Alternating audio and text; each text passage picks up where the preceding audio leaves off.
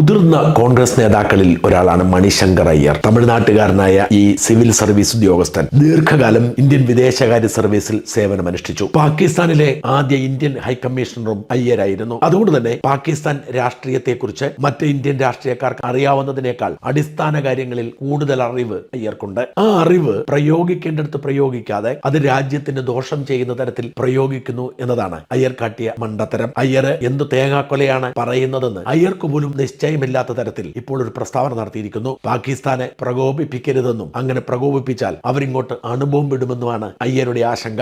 ഇനി ഏതെങ്കിലും ഒരു ഭ്രാന്തൻ പാകിസ്ഥാനിലെ ലാഹോറിൽ കൊണ്ടുപോയി അണുബോംബിട്ടാൽ അതിന് അനുരണനങ്ങൾ അമൃത്സറിലേക്ക് എത്താൻ മിനിറ്റുകൾ മതിയെന്നും അതുകൊണ്ട് പാകിസ്ഥാനുമായി ചർച്ചകളാണ് നടത്തേണ്ടത്, ബലം പിടിക്കുകയല്ല, അവരുമായി സൗഹൃദത്തിൽ പോകണം എന്നുമാണ് അയ്യരുടെ അഭിപ്രായം. പാകിസ്ഥാനുമായി എന്നല്ല, ലോകത്തെ എല്ലാ രാജ്യങ്ങളുമായും നമ്മുടെ രാജ്യം സൗഹൃദത്തിൽ പോകുന്നതാണ് നമുക്കും ആ രാജ്യങ്ങൾക്ക് നല്ലത്.